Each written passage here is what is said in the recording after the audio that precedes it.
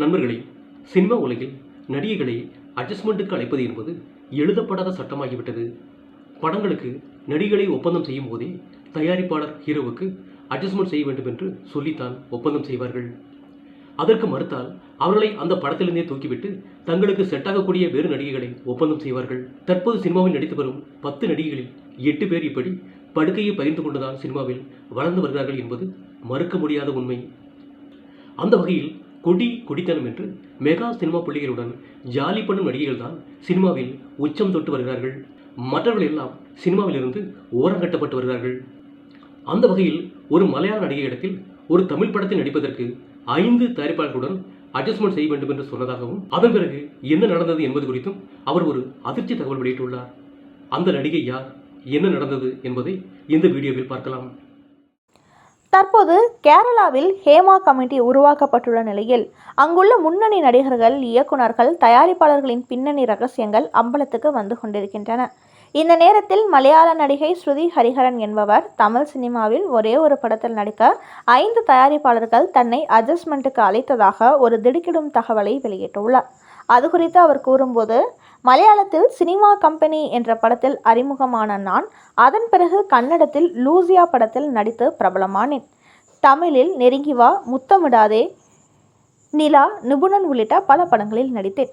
குறிப்பாக நிபுணன் படத்தில் நடித்தபோது நடிகர் அர்ஜுனுக்கு என் மீது ஆரம்பத்திலிருந்து ஒரு கண் இருந்தது. அதனால் அடிக்கடி என்னை கேரவனுக்குள் அழைப்பார்.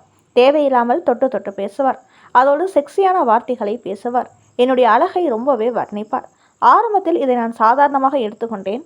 ஆனால் அவரது மனதில் என் மீது தவறான கண்ணோட்டம் இருப்பதை ஒரு கட்டத்தில் தெரிந்து கொண்டேன்.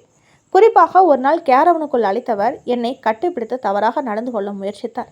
இதை நான் சற்றும் எதிர்பார்க்கவில்லை. அதன் பிறகு அர்ஜுன் மீது காவல்துறையில் புகார் அளித்தேன். என்றாலும் திரைக்கு பின்னால் அவரும் அவரது மனைவியும் என்னிடத்தில் மன்றாடினார்கள். எனது இமேஜ் போய்விடும், என்னை அசிங்கப்படுத்தி விடாதே என்று அர்ஜுன் என்னிடத்தில் கெஞ்சினார். அதன் பிறகுதான் அந்த வழக்கை திரும்ப பெற்றேன் என்று கூறியிருக்கும் நடிகை ஸ்ருதி ஹரிஹரன். அந்த சம்பவத்துக்கு பிறகு தமிழ் சினிமாவிலிருந்து என்னை கதையின் நாயகியாக வைத்து படம் எடுக்க ஒரு கம்பெனி வந்தது. அதில் 5 பேர் தயாரிப்பாளராக இருந்தார்கள். இப்படி கதையின் நாயகி வாய்ப்பு என்றதும் மிகுந்த மகிழ்ச்சி அடைந்தேன். ஆனால் அந்த படத்தில் நடிக்க அட்வான்ஸ் கொடுக்கும்போது இந்த படத்தில் மொத்தம் 5 ப்ரொடியூசர்கள் இருப்பதாகவும் அவர்கள் விரும்பும் போதெல்லாம் அட்ஜஸ்ட்மெண்ட் செய்ய வேண்டும் என்றும் ஒரு கண்டிஷன் போட்டார்கள். இது எனக்கு பலத்த அதிர்ச்சியை கொடுத்தது. என்னை படத்தில் நடிப்பதற்காக ஒப்பந்தம் செய்கிறீர்களா, இல்லை வேறு விஷயத்திற்காக செய்கிறீர்களா என்று அவர்களிடத்தில் தனது கோபத்தை வெளிப்படுத்தினேன். அதோடு இது போன்ற எண்ணத்துடன் என்னை அணுகினால் அதன் பிறகு நான் பேச மாட்டேன், என்னுடைய செருப்பு தான் பேசும் என்று அவர்களிடத்தில் கடுமையாக பேசினேன். இதன் காரணமாக அந்த படத்தில் நடிக்க அட்வான்ஸ் கூட வாங்காமல் கேரளா சென்று விட்டேன். அதையடுத்து நான் அட்ஜஸ்ட்மெண்ட் செய்ய மாட்டேன் என்ற விவகாரம் தமிழ் சினிமாவில் வேகமாக பரவியதால் என்னை யாரும் புதிய படங்களில் நடிப்பதற்கு ஒப்பந்தம் செய்யவில்லை என்று கூறும் ஸ்ருதி ஹரிஹரன், சினிமாவில் நடிக்க வரும் அத்தனை நடிகைகளுமே இந்த அட்ஜஸ்ட்மெண்ட் விஷயத்தில் கராராக இருக்க வேண்டும். பட வாய்ப்புக்காக இறங்கி செல்லக்கூடாது. சினிமாவில் நடிப்பதற்காகத்தான் வந்திருக்கிறேன், மற்ற விஷயங்களுக்காக வரவில்லை என்று அவர்கள் முகத்தில் அடித்தார் போன்று தைரியமாக பதில் கொடுக்க வேண்டும். அப்போதுதான் தயாரிப்பாளர் நடிகர்களுக்கு நடிகைகள் மீது பயம் வரும். அந்த பயத்தை இப்போதுதான் கேரளாவில் தொடங்கப்பட்டுள்ள ஹேமா கமிட்டி உருவாக்கியுள்ளது. இத்தனை காலமும் நடிகைகளிடத்தில் இஷ்டம் போல் நடந்து கொண்டு வந்த முன்னணி மலையாள நடிகர்களும், இயக்குநர்களும், தயாரிப்பாளர்களும் இப்போதுதான் பலத்த அதிர்ச்சி அடைந்திருக்கிறார்கள். இனிமேல் மலையாள சினிமாவில் நடிகைகள் தைரியமாக நடிக்கலாம். நடிப்பதை தவிர வேறு எதை பற்றியும் இங்கு இருப்பவர்கள் பேச மாட்டார்கள். இப்படி மலையாள சினிமா மட்டுமின்றி தமிழ், தெலுங்கு, ஹிந்தி சினிமாக்களும் ஒரு கமிட்டி உருவாக்க வேண்டும். நடிகைகளிடத்தில் தவறான குணத்தில் யார் நடந்து கொண்டாலும் அவர்களை சினிமா சங்கத்திலிருந்து அதிரடியாக நீக்க வேண்டும். காவல்துறையில் புகார் அளித்து சிறையில் தள்ள வேண்டும் என்று கூறியிருக்கும் ஸ்ருதி ஹரிஹரன், கேரளாவில் உருவாக்கப்பட்டுள்ள ஹேமா கமிட்டியை நான் இருகரம் கூப்பி வரவேற்கிறேன் என்றும் தெரிவித்திருக்கிறார். தமிழ் சினிமாவில் தனது 41 வயது வரை முரட்டு சிங்களாக வாழ்ந்த ஒருவர் சிம்பு.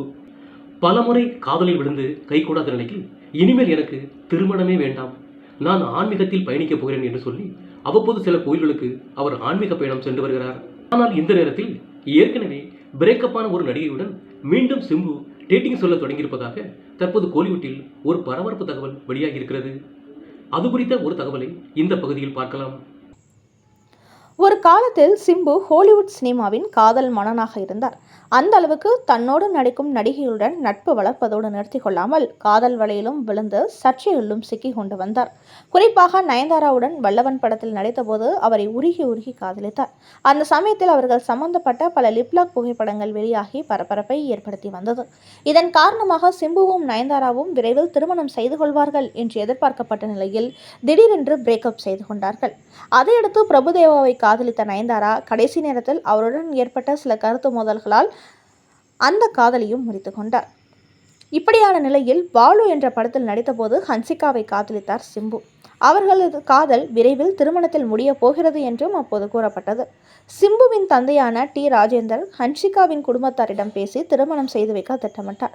ஆனால் கடைசி நேரத்தில் ஹன்சிகாவின் தாயார் திருமணத்துக்கு தடை போட்டுவிட்டார். இப்போதே திருமணம் செய்து கொண்டால் என் ஹன்சிகாவின் சினிமா கெரியர் வீணாகிவிடும் என்று சொல்லி அவர்களின் திருமணத்திற்கு தடை போட்டார். இதன் காரணமாக அதையடுத்து இப்போது வரை திருமணம் செய்து கொள்ளாமல் முரட்டு சிங்கிளாகவே வாழ்ந்து வருகிறார் சிம்பு. அவரது தம்பி குரலரசன் காதலித்து திருமணம் செய்து கொண்ட நிலையில் அவரது தங்கை இலக்கியாவுக்கும் திருமணமாகிவிட்டது. என்றாலும் சிம்பு இப்போது வரை திருமணம் செய்து கொள்ளாமலே இருந்து வருகிறார். இந்த நேரத்தில் தனக்கு ஜோடியாக ஈஸ்வரன் படத்தில் நடித்த நிதி அகர்வாலுடன் அவருக்கு மீண்டும் காதல் ஏற்பட்டது. அதனால் இந்த முறையாவது சிம்பு தான் காதலிக்கும் பெண்ணை திருமணம் செய்து கொள்வாரா என்று எதிர்பார்க்கப்பட்ட நிலையில் அந்த காதலின் சில மாதங்களோடு காணாமல் போய்விட்டது. ஆனபோதிலும் தற்போது மீண்டும் சிம்புவும் நிதி அகர்வாலும் டேட்டிங் செய்து வருவதாக தகவல்கள் வெளியாகியுள்ளன. அது மட்டுமின்றி சிம்புவின் பெற்றோரும் நிதி அகர்வாலை திருமணம் செய்து கொள்வதற்கு சம்மதம் தெரிவித்து விட்டார்களாம். அதனால் தற்போது 41 வயதாகும் சிம்பு 31 வயது நிதி அகர்வாலை கண்டிப்பாக திருமணம் செய்து கொள்வார் என்று சினிமா வட்டாரங்களில் கூறுகிறார்கள். என்றாலும் சிம்புவை பொறுத்தவரை நடிகைகளை காதலிப்பது டேட்டிங் செய்வது ஒரு பொழுதுபோக்காக வைத்திருப்பதால் இந்த முறையாவது நிதி அகர்வால் கையை பிடித்து விடுவாரா இல்லை சில மாதங்களோடு இவரையும் கலட்டிவிட்டு விடுவாரா என்ற கேள்விகளும் எழுந்திருக்கிறது. ஆனால் அவரது ரசிகர்களோ நீண்ட காலமாகவே சிம்பு முரட்டு சிங்களாக வாழ்ந்து கொண்டிருப்பதால் அதற்கு இனிமேல் அதுக்கு ஒரு முடிவு வரட்டும் என்று சோஷியல் மீடியாவில் அவருக்கு அட்வான்ஸ் திருமண வாழ்த்துக்களை சொல்ல தொடங்கிவிட்டார்கள். நண்பர்களே, நடிகையிடம் 5 தயாரிப்பாளர்களுக்கு அட்ஜஸ்ட்மெண்ட் கேட்ட விவகாரம் மற்றும் சிம்பு மீண்டும் டேட்டிங் செல்ல தொடங்கியிருப்பது குறித்த உங்கள் கருத்துக்களை கமெண்ட் பாக்ஸில் பதிவிடவும். நன்றி, வணக்கம்.